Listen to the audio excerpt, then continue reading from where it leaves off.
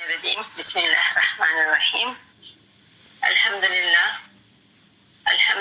الذي هدانا لهذا وما كنا لنهتدي لولا أن هدانا الله صدق الله العظيم والمولى الكريم محترم و معزز سمیہ سبحانی صاحبہ اور بہت ہی عزیز ہماری کے ساتھیوں جو ابھی اس زوم میٹنگ میں شریک ہیں، السلام علیکم ورحمۃ اللہ وبرکاتہ۔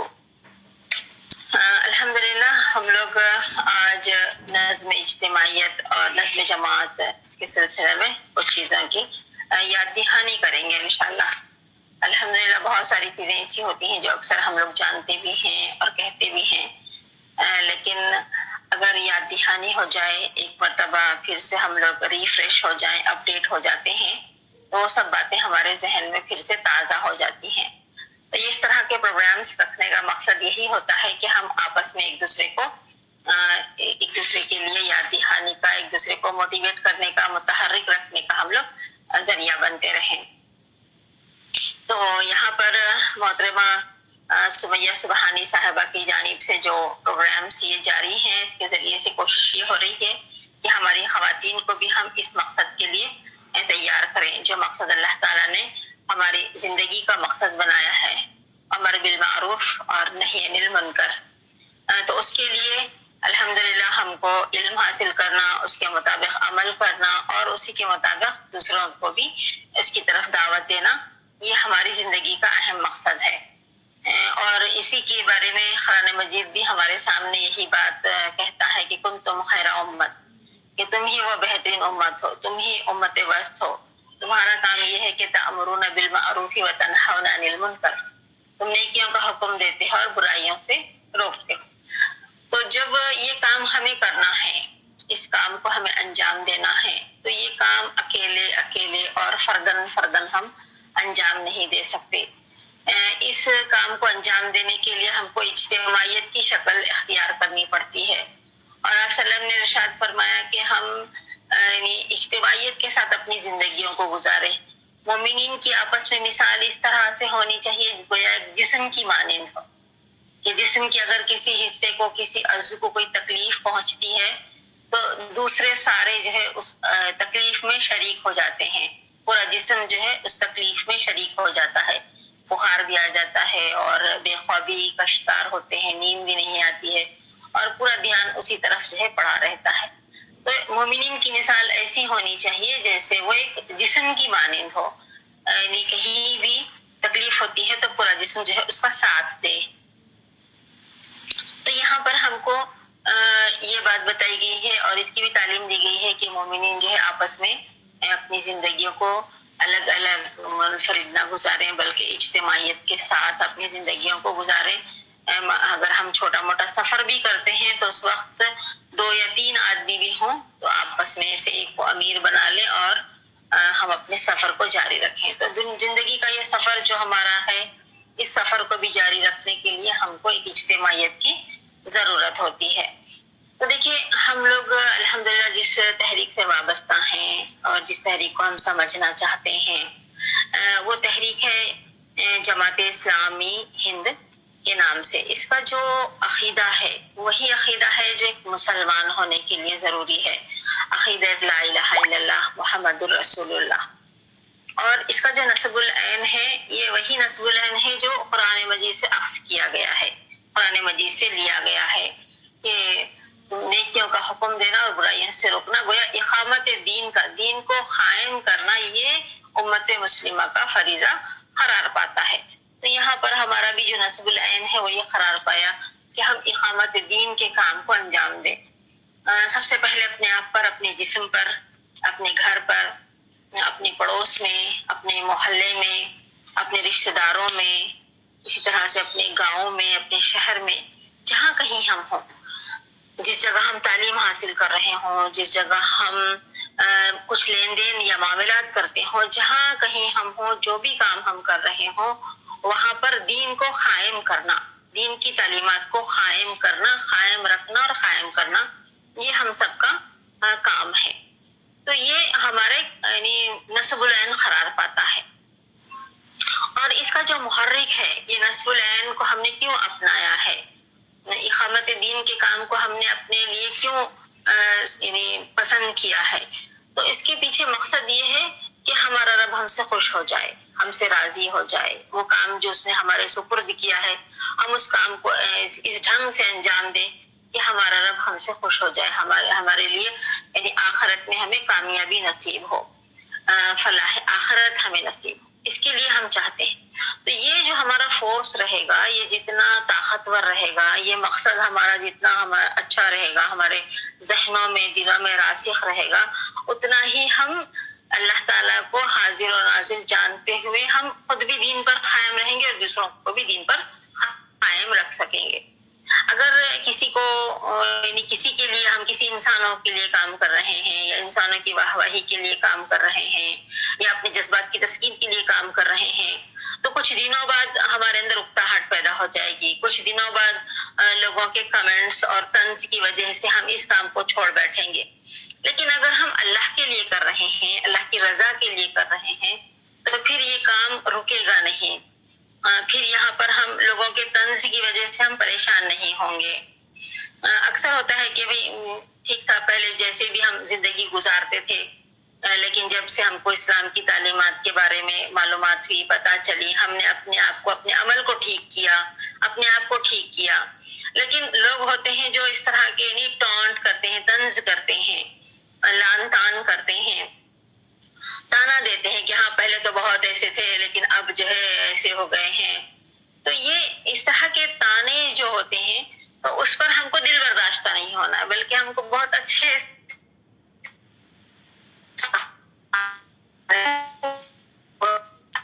سب چیزوں کو ہم نے جان لیا ہے اور ہم اللہ کے لیے سارے کام کر رہے ہیں۔ تو جب یہ ہمارا فورس جو رہے گا، یہ موٹیویشنل فورس جو رہے گا، محرک جو رہے گا، تو یہ جتنا طاقتور رہے گا اتنا ہم متحرک رہ سکیں گے، ورنہ کسی کو بار بار کہنے سے ہم کریں گے پھر کوئی کام، کوئی زور زبردستی کر رہا ہے یا بار بار متوجہ کر رہا ہے تب ہم اس کام کے لیے یعنی تیار ہوں گے۔ لیکن اگر ہم اندر سے اس کام کو کرنے کی ہمارے اندر تڑپ ہوگی تو پھر ہمیں کوئی پش کرے یا پھر کسی کو بار بار متوجہ کرنے کی ہم کو ضرورت نہیں رہتی ہے، ہم خود سے اس کام کو کرتے ہیں۔ اور دیکھیے انسان جب کسی کام کی وہ خواہش رکھتا ہے، کسی کام کو دل سے کرنا چاہتا ہے، تو اس کے لیے خود بخود راستے نکل جاتے ہیں، خود بخود ٹائم بھی نکل جاتا ہے اور راستے بھی نکل جاتے ہیں۔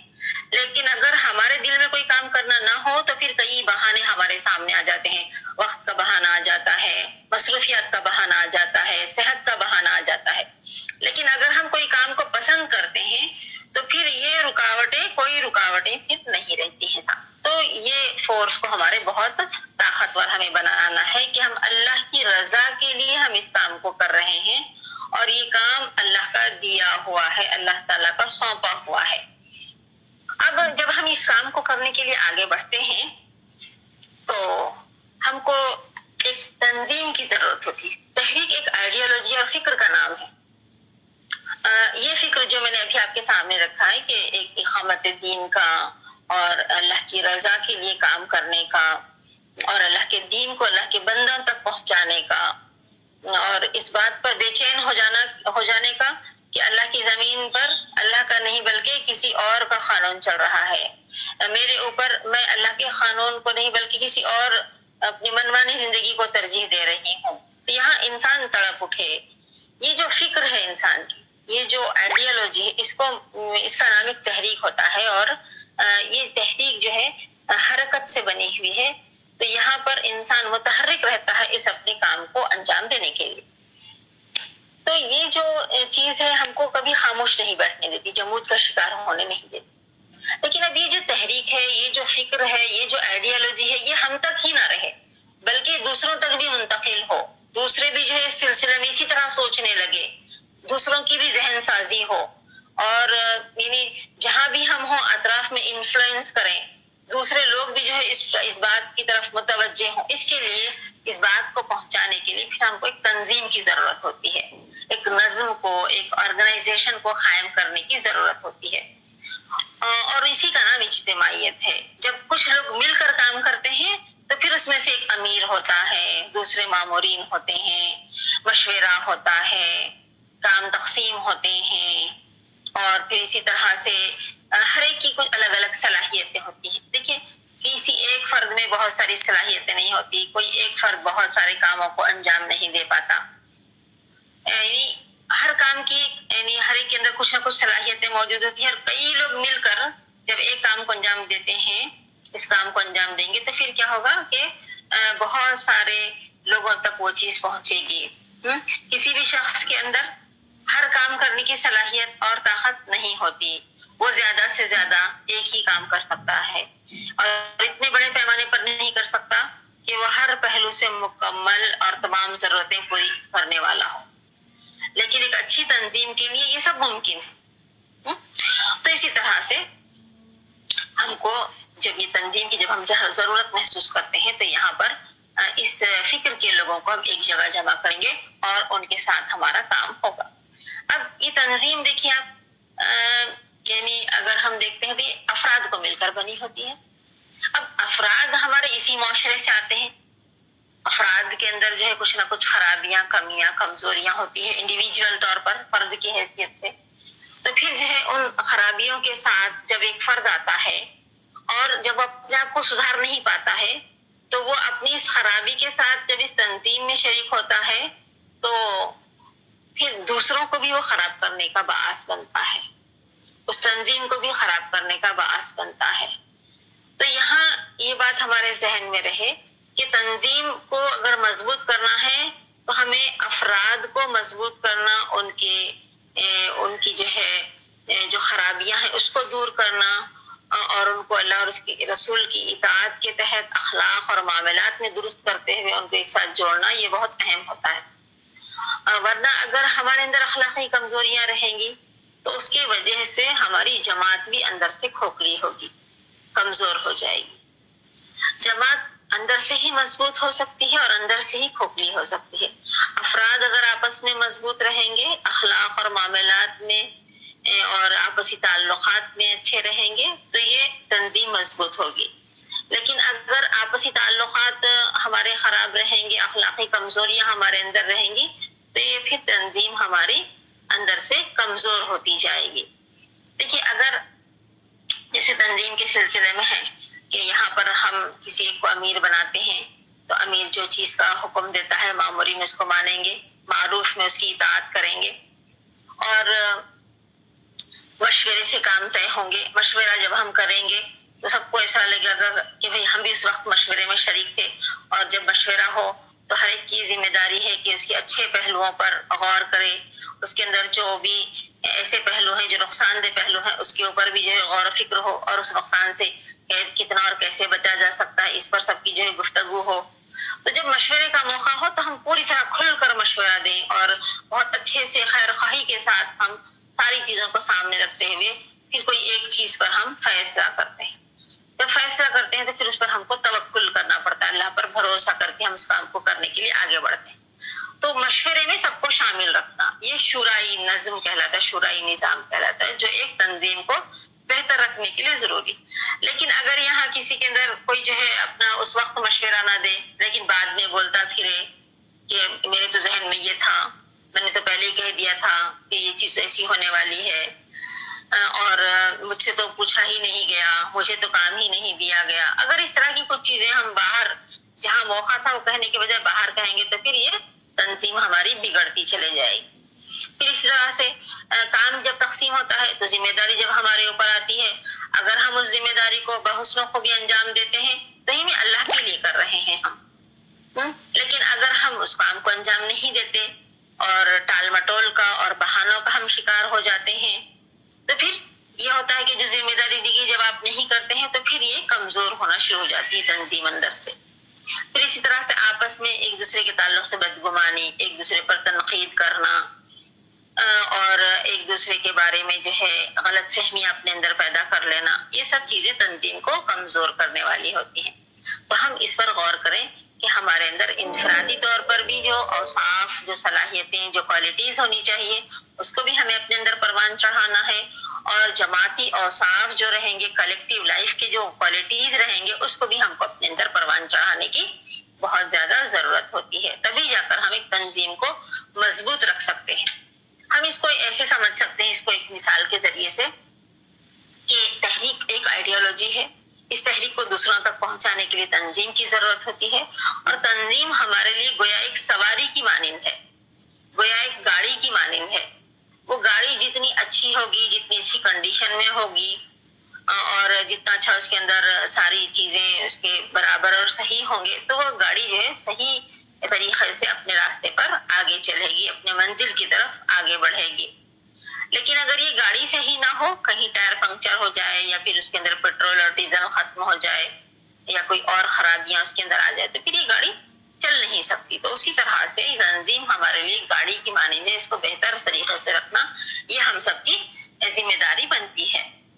تو یہاں پر ہم تنظیم کو جو ہے بہتر بنانے کی ہم کوشش کرتے ہیں. ایک اور مثال کے ذریعے سے ہم اس بات کو سمجھیں کہ ہم جو ہے ہم شوز پہنتے ہیں، ہم جوتا پہنتے ہیں، کہ اب راستے کو صحیح طریقے سے ہم اپنے اسموتھلی ہم طے کر سکیں. لیکن اگر ہمارے جوتے کے اندر کچھ کنکریاں آ جاتی ہیں، جوتے میں کچھ 2-4 کنکریاں آ جاتی ہیں، تو ہم پھر راستے کو اچھے سے طے نہیں کر پاتے. وہ جو کنکریاں ہوتی ہیں ہمیں اریٹیٹ کرتی ہیں، ہمارے پیر میں بار بار آتی ہیں، اور ہم الجھ جاتے ہیں. تو ہم کیا کرتے ہیں، ٹھہر کر ان کنکریوں کو، پہلے جوتے میں جو کنکریاں 1-2 آ گئی ہیں اس کو نکالتے ہیں، پھر اس کے بعد اپنے سفر کو، اپنے راستے کو ہم طے کرتے ہیں. تو اسی طرح سے تنظیم کے اندر اس طرح سے کچھ خرابیاں آ جاتی ہے تو ہماری رفتار میں اثر پڑتا ہے، رفتار کمزور ہو جاتی ہے، سست ہو جاتی ہے. تو ہم کو پھر اس کو فوری ٹھیک کرنا یہ ہم سب کی ذمہ داری بنتی ہے. تو یہاں ہم اس تنظیم کو یعنی اس کو اندر سے مضبوط کرنے کے لیے ہمیں ان سب چیزوں پر غور کرنا ہے. پھر اسی طرح دیکھیے ایک چیز جو ہمارے سامنے ہوتی ہے کہ ہم جب اس تنظیم سے جڑتے ہیں تو ہمارے لیے بھی اس میں کئی فوائد ہیں. جب ہم ایک تحریک سے جڑے ہیں اور اس کے لیے ایک تنظیم ہے، تو جب ہم اسے جوڑتے ہیں تو ہمارے اندر بھی بہت ساری چیزیں جو ہے اس میں یعنی خوبیاں ہمارے اندر بھی پیدا ہوتی ہیں. جیسے ٹائم کو ہم اچھے سے مینیج کر سکتے ہیں، کہ اگر ہم سمجھیے یعنی کچھ ذمہ داری ہمارے اوپر آتی ہے، ہمیں کہیں جانا ہوتا ہے، تو ہم کیا کرتے ہیں، اپنے وقت کو، ٹائم کو مینیج کرتے ہوئے وقت سے پہلے اپنے کاموں کو نپٹا لیتے ہیں، اور سارے کام سسٹمیٹک وے میں ہم کر دیتے ہیں، اور پھر اس کے بعد ہم وقت نکال کر ہم جانے کے لیے تیار ہو جاتے ہیں. یا آن لائن پروگرام ہے تو اس سے پہلے ہم سارے کاموں کو، یا پھر جو بھی کام اہم اور ضروری ہے اسے وقت سے پہلے نپٹا کر رکھ دیتے ہیں، اور پھر اس کے بعد ہم اس میں جوائن ہو جاتے ہیں، شریک ہو جاتے ہیں. تو جب ہم اس تنظیم سے، اجتماعیت سے جب ہم وابستہ ہوتے ہیں تو ہماری زندگی میں ایک ٹائم ٹیبل آ جاتا ہے. ہم اپنی لائف کو سسٹمیٹک لائف کے طور پر ہم گزار سکتے ہیں.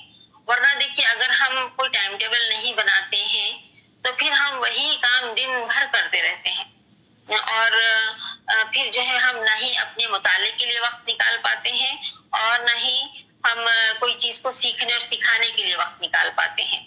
لیکن اگر ہم ٹائم ٹیبل بنائیں اپنی زندگی کا، اپنے دن بھر کے کاموں کا، تو پھر جو ہے ہم کاموں کو اچھے طریقے سے انجام دے پاتے ہیں. تو یہ جو اجتماعیت ہے اس کے ذریعے سے ہمیں فائدہ یہ ہوتا ہے کہ ہم اپنی زندگی میں بھی نظم لانے کی ہم کوشش کرتے ہیں.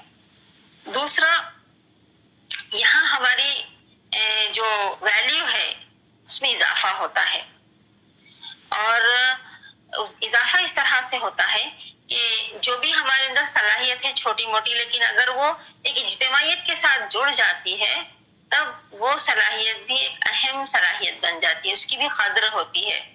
جیسے مثال کے طور پر ایک پوری سائیکل ہے، سائیکل کا ایک پہیا ہے، پہیے میں ایک چھوٹا سا ایک ٹیوب ہے، ٹیوب کو ایک چھوٹا سا واشر لگتا ہے. دیکھیں تو جب یہ پوری سائیکل کے اندر جڑتا ہے تب وہ چھوٹا سا جو ٹیوب ہوتا ہے، جو چھوٹا سا اسکرو ہوتا ہے، اس کی قیمت تو ایسے ہی بالکل معمولی ہوتی ہے، لیکن جب وہ پوری سائیکل میں جب لگ جاتا ہے تو اس کی قیمت بڑھ جاتی ہے.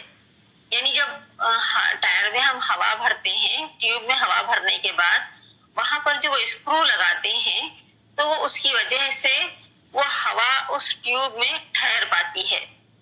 اگر وہ ٹیوب وہاں نہ چھوٹا سا اسکرو ہے، جب یہ پوری سائیکل میں لگ جاتا ہے تو اس کی اہمیت بڑھ جاتی ہے. تو اسی طرح سے ہمارے اندر بھی چھوٹی موٹی صلاحیتیں ہیں، اگر ہم تنظیم کے ساتھ، اجتماعیت کے ساتھ اگر ہم جڑ کر کام کرتے ہیں تو ہماری ویلیو میں اضافہ ہوتا ہے. یہ دوسری جو ہے ہم کو اس سے یعنی یہاں سے ہم کو فائدہ حاصل ہو رہا ہے. تیسرا فائدہ دیکھیں یہاں پر جو ہمارے اندر ایک اچھے سے کمپٹیشن، ایک ہیلدی کمپٹیشن ہمارے اندر آتا ہے. صحت مند جو ہے مسابقت، کمپٹیشن ہم کرنے کے والے بنتے ہیں. یعنی اگر دیکھیے، اگر ہم کوئی اکیلے میں کام کریں گے تو ہمارے اندر وہ مسابقتی جذبہ پیدا نہیں ہو سکتا، وہ کمپٹیشن پیدا نہیں ہوتا. لیکن اگر کچھ لوگوں کے ساتھ ہم یہ کام کرتے ہیں تو پھر ہمارے اندر وہ کمپٹیشن آتا ہے اور پھر ہم اس کام کو کم وقت میں زیادہ کر لیتے ہیں. اس کو جو ہے ایک سائیکولوجیکلی جو ہے ایک مثال کے ذریعے سے سمجھایا گیا اور اس کا تجربہ بھی کر کے دیکھا گیا کہ ایک بچوں کو جو ہے پہلے سائیکل چلوائی گئی، ان کے ذریعے سے سائیکل دوڑائی گئی الگ الگ بچوں کے ذریعے سے، یعنی ایک 4-5 کلومیٹر طے کر لیا گیا اور اس میں جو ہے بچوں کو الگ الگ جو ہے وہاں پر سائیکلنگ کروائی گئی. تو الگ الگ ٹائم میں بچوں نے جو ہے اس راستے کو طے کیا. لیکن پھر ایک کام اس میں تجربہ یہ بھی کیا گیا کہ سارے بچوں کو جمع کر کے ایک جو ہے وہاں پر کمپٹیشن رکھا گیا کہ اسی 5 کلومیٹر کو کون جو ہے یعنی کم سے کم وقت میں کون فرسٹ آتا ہے. اس میں جب یہ کمپٹیشن کا جذبہ آیا تو سارے بچے اس کمپٹیشن میں اتنی تیزی سے دوڑے کہ انہوں نے جو راستے کو اکیلے میں 5 منٹ یا 10 منٹ میں طے کیا تھا وہ 2 منٹ یا 3 منٹ یا 4 منٹ میں اپنے اس راستے کو انہوں نے طے کر لیا. تو اس سے سمجھ میں یہ آیا کہ جب اس طرح سے کمپٹیشن ہوتا ہے، مسابقت ہوتی ہے، تو ایفیشنسی بڑھتی ہے، کام میں اضافہ ہوتا ہے، ہم کم وقت میں زیادہ کام کرتے ہیں. تو اس طرح کے الحمدللہ نمونے ہم کو جماعت میں بھی میسر آتے ہیں. ہم کو لگتا ہے کہ میرے فلاں خاتون علم میں اتنی بڑی ہوئی ہیں، ہم کو بھی ویسے کرنا چاہیے، ان کا مطالعہ اتنا اچھا ہے، وہ کس طرح مطالعہ کرتی ہیں، ہم بھی اس طرح سے مطالعہ کرنے والے بنے. انہوں نے جو ہے اس اسکل کو، کسی ہنر کو انہوں نے بہت اچھے سے سیکھا، اس عمر میں سیکھا ہے. جیسے کمپیوٹر چلانا ہے، سوشل میڈیا پر ہے، انہوں نے اس عمر میں سیکھا ہے، تو ہم کیوں نہیں سیکھ سکتے؟ ہم بھی سیکھ سکتے ہیں، تو ہم اس کام کو سیکھیں گے. تو یہ جو جذبہ پیدا ہوتا ہے جب ہم اجتماعیت میں آتے ہیں تب یہ جذبہ پیدا ہوتا ہے. اس سے ایک اور فائدہ یہ بھی ہوتا ہے کہ ہم جو ہے ایک سوشل لائف اور سوشل ایکٹیویزم یا پھر جو اجتماعیت سے جو چیز ہمارے اندر آتی ہے وہ یہ ہوتی ہے کہ ہم ایسے لوگوں سے ہم ملتے ہیں جن کو اللہ تعالیٰ نے یعنی کچھ کم نوازا یا کچھ کمی کی ہے، جو کچھ کم ملا ہے، تو ہم کو جب ہم انہیں دیکھ کر آتے ہیں تو پھر ہم کو ایسا لگتا ہے، چاہے وہ صحت میں ہو، چاہے مال میں ہو، چاہے خوشحالی میں ہو، چاہے اولاد میں ہو، جو بھی ہو، تو ہم کو ایسا لگتا ہے کہ اللہ تعالیٰ نے ہم کو بہت اچھے یعنی حالت میں رکھا ہے. ایک شکر کا جذبہ ہمارے اندر پیدا ہوتا ہے. تو یہ چیز جب ہم اس طرح سے اجتماعیت سے جڑتے ہیں تو کئی فوائد ہوتے ہیں ہمارے اندر بہت سارے لوگوں سے میل جول کا جو ہے آپس میں ایک دوسرے کے ساتھ ملنے کا ہمارے اندر جذبہ پیدا ہوتا ہے. ہمارے بچوں کے اندر وہ یعنی کوالٹیز آنا شروع ہو جاتی ہیں. ہمارے بچے بھی سب کے ساتھ رہنا پسند کرتے ہیں، ساتھ میں چلنا جانا پسند کرتے ہیں. تو یہ بہت سارے فوائد ہم کو اس اجتماعیت کے ذریعے سے ملتے ہیں. تو ہم کو چاہیے کہ ایسی اجتماعیت جو بھی ہمارے اطراف میں ہو، ہم اس اجتماعیت کو دیکھیں. جو بھی اجتماعیت ہمیں پسند آتی ہے اس سے ضرور ہم ساتھ میں مل کر رہنے کی ضرور کوشش کریں. وہ حدیث کا یعنی حدیث میں بھی دیکھیے وہ مثال آتی ہے نا کہ اگر بھیڑ اگر اکیلی ہو تو بھیڑیا فوراً اس پر حملہ کر سکتا ہے، لیکن اگر وہی ریوڑ کے ساتھ ہوگی تو یعنی بھیڑیے کو حملہ کرنے میں مشکل ہوتی ہے. اسی طرح سے انسان اگر اکیلا ہوتا ہے تو شیطان فوراً جو ہے اس کے اوپر حملہ کر سکتا ہے، اسے وسوسوں میں ڈال سکتا ہے، اس کے اوپر جو ہے اپنا قبضہ جما سکتا ہے. لیکن اگر ہم اجتماعیت کے ساتھ رہتے ہیں تو پھر شیطان اتنا آسانی سے ہمارے اوپر حملہ نہیں کر سکتا. تو اس کے لیے ہم کو کوشش یہ کرنا چاہیے کہ ہم دیکھیں کہ ہمارے اطراف میں جو بھی اجتماعیت ہو ہم اس اجتماعیت سے ضرور جڑ جائیں. آپس میں میل و محبت کے ساتھ رہیں, آپس میں جو ہے تعلقات کو بہتر بنائیں. تنقید بھی ہو تو برائے اصلاح ہو, اکیلے میں ہو, کیونکہ ایک مومن دوسرے مومن کا آئینہ ہے. کسی میں کچھ اگر کمزوریاں ہم پاتے ہیں تو ہم اس کو اکیلے میں بتائیں اور اس کو دور کرنے کی ہم کوشش کریں. تو اس طرح کی کچھ چیزیں رہیں گی. اور آپس میں ایک دوسرے سے حسن ظن رکھیں, بدگمانی سے پرہیز کریں. ان بعض الظن اسم, بعض بدگمانیاں تو گناہ ہوا کرتی ہیں. اکثر ایسا ہوتا ہے کہ ہم کبھی بدگمان ہو جاتے ہیں لیکن پتہ چلتا ہے کہ نہیں, ارے یہ تو یہ معاملہ تھا. تو اس لیے ہم کبھی بھی بدگمانی ہمارے اندر نہ آئے. ہم پازیٹیو وے میں سوچیں.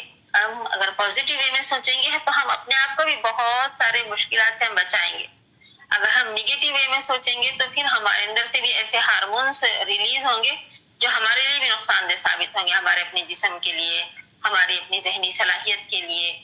لیکن اگر ہم پازیٹیو وے میں سوچیں کہ اس نے جو ہم نے فون کیا تھا اس نے فون ریسیو نہیں کیا, کیوں ریسیو نہیں کیا ہوگا؟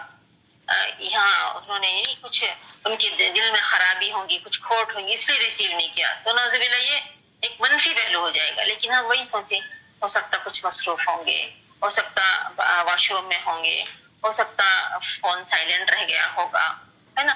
کوئی بھی اگر ہم اس طرح کی مثبت چیز سوچتے ہیں تو پھر ہمارے اوپر بھی اس کا ایک اچھا اثر پڑتا ہے. ایک چھوٹی سی مثال تھی جو میں نے آپ کو بتائی, اسی طرح سے ہم غور کریں. پھر انفرادی اپنے تعلقات بھی اچھے بنائیں, اجتماعی تعلقات کو بھی اچھے ہم بنانے کی کوشش کریں. تو جب بھی دیکھیے ہم مجتمع ہوتے ہیں, ایک اچھی ایک سیسا پلائی ہوئی دیوار بنتے ہیں, جب ہم اجتماعیت کے ساتھ رہتے ہیں تو شیطان کو یہ چیز تو بالکل بھی نہیں پاتی. وہ تو چاہتا ہے کہ ہمارے درمیان میں نا اتفاقیاں ہو جائیں, دراڑیں پڑی ہوئی رہیں, ہم آپس میں مل بیٹھیں لیکن ہمارے دل جو ہے پھٹے ہوئے رہیں. وہ تو چاہتا ہی ہے, وہ کوششیں بھی کرے گا اسی طرح سے. ہم کو فوراً سمجھ لینا چاہیے جب بھی ہمارے ذہن میں کچھ اس طرح کی چیز آئے تو شیطان کا وسوسہ ہے, ہم اس کو فوراً جھٹک دیں گے اور اعوذ باللہ من الشیطان الرجیم ہم پڑھ لیں گے. تو ہم اللہ تعالیٰ کی پناہ میں آ جائیں گے, شیطان مردود سے ہم بچنے کی کوشش کریں. تو اس طرح سے ہم کو اس دنیا میں جو زندگی گزارنا ہے اجتماعیت کے ساتھ اگر ہم گزارتے ہیں تو ہماری انفرادی زندگی میں بھی بہت تبدیلیاں آتی ہیں, بہت مثبت تبدیلیاں آتی ہیں. اور ہماری اجتماعی زندگی میں بھی بہت زیادہ, یعنی وہاں ہماری اصلاح ہوتی ہے. آپ دیکھیے اگر ہم کسی اجتماعی کام کے ہم ذمہ دار بنائے جاتے ہیں تو پھر ہم کو ہر قدم پر یہ دیکھنا ہوتا ہے کہ ہمیں کس طرح سے کام کرنا ہے, کیسے ہم اس کام کو انجام دیں گے. تو اس کے لیے ہم ہماری جو انفرادی زندگی ہے اور ہماری جو اجتماعی زندگی ہے, دونوں زندگیوں میں بھی نکھار پیدا ہوتا ہے. تو ان ساری چیزوں پر ہم غور کرتے رہیں, سوچیں, اس سلسلے میں اور بھی پڑھیں, مطالعہ کریں, اور ایک اجتماعیت سے ہم ضرور جڑے ہوئے رہیں تاکہ ہم اپنی اس دنیا کی زندگی کو بھی ہم بہتر بنا سکیں. اور انشاءاللہ جب کل ہم اللہ کے حضور حاضر ہوں تو ہمارا رب ہم سے خوش ہو جائے, ہم سے راضی ہو جائے. اللہ تعالیٰ ہمارے اندر وہ تمام صلاحیتوں کو پیدا فرمائے جو اس کے دین کے اس کام کو کرنے کے لیے, اجتماعیت کو مضبوط کرنے کے لیے جن چیزوں کی ضرورت ہے, اللہ تعالیٰ ہمارے اندر وہ تمام صلاحیتیں پیدا فرمائے اور ایک بہترین جو جس اجتماعیت سے ہم جڑے ہوئے ہیں اس کے اندر ہماری صلاحیتوں کو اور پروان چڑھائے. آمین. وآخر دعوانا الحمدللہ.